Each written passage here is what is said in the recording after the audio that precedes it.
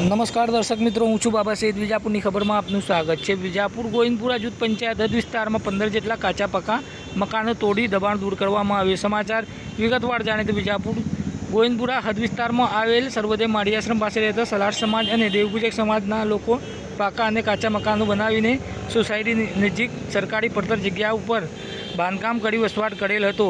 આસપાસ સોસાયટી વિસ્તારમાં નજીક સરકારી પડતર જગ્યામાં કેટલાક લોકોએ ગેરકાયદેસર દબાણો કર્યા હોવાની જૂથ પંચાયતમાં રજૂઆત આવી હતી. જેના અનુસંધાનમાં જૂથ પંચાયત હદ વિસ્તારમાં ગેરકાયદેસર વસવાટ કરી મકાનો બનાવી 15 જેટલા પરિવાર વસવાટ કરતો હતો. જે બનેલા ગેરકાયદેસર મકાનો જૂથ પંચાયત દ્વારા પોલીસના ચુસ્ત બંદોબસ્ત ગોઠવી તોડી પાડી દૂર કરી જગ્યા ખુલ્લી કરવામાં આવી હતી.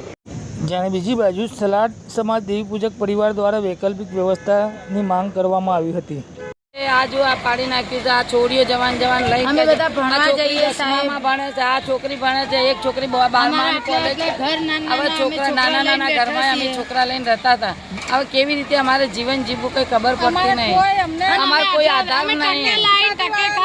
ગરીબ લોકો બધી સોસાયટી નથી અને અમે અહીં રહ્યા જંગલ હતું અને જંગલ અત્યારે સોસાયટી બની ગયા તો સોસાયટીઓ વાળા દબાણ કરાવીને અમારા ઘર પડાવી નાખ્યા. અને તલેટી કહે છે તમે સોસાયટી વાળા નાખ્યો અમને નાખો.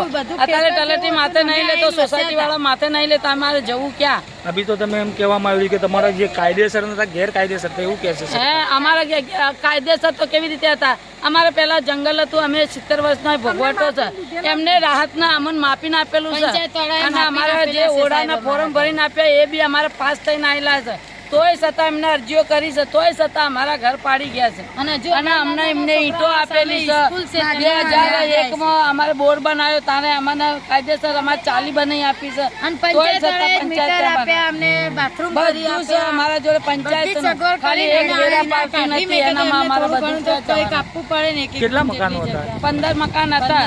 મકાન છે. હા, કોઈ બચારા ગરીબ માણસ બધા કમાઈને જેવું તેવું રડી ખાતા હતા.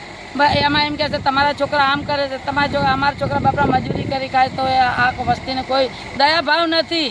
આ લોકોને દયા ભાવ હતો ને તો અમારું જીવન કોઈ કઈ રવા દેતા પણ છોડ્યું. આ નાના છોકરા લઈને જો જવાનું અમારે બધા છોકરા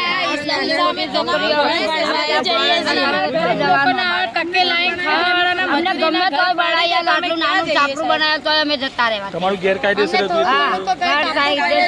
ઈટો લઈ આલી સરકાર કહેશે ગેરકાયદેસર નતો. અમે 70 વર્ષથી ભોગવટો કરીએ છીએ.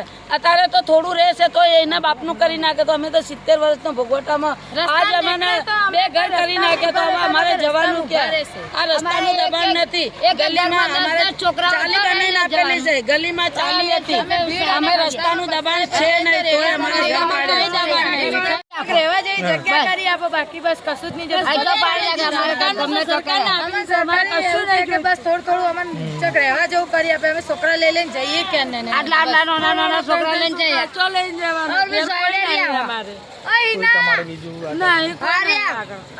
મકાન તોડી નાખ્યું. શું માંગણી છે સરકારથી? ઘર આપો અમને. કોઈ બી કરીને ઘર આપો.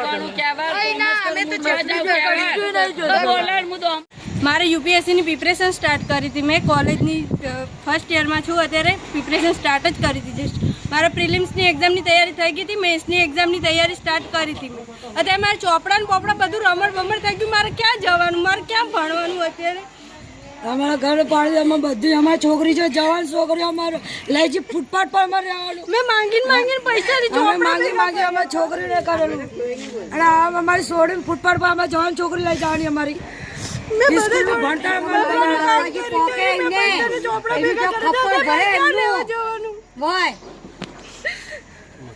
અમારી જોડે કઈ પૈસાની સગવડ બી નથી. અમે ક્યાં જઈએ અત્યારે? ફૂટપાથ ઉપર બી જગ્યા નથી અત્યારે. લારી લઈને પડેલી છે. અમારે ક્યાં જવાનું અત્યારે? વસ્તી વધારો એટલો થઈ ગયો છે. જઈએ ક્યાં? અમને રહેવા માટે કઈ જગ્યા સગવડ તો કરી દેવી જોઈએ ને કે ભાઈ અડધા તમે કાઢો અડધા અમે આલશું. ક્યાંક તો અમને કરી દેવું જોઈએ ને. અમને સગવડ તો હાલવી પડે ને સાહેબ.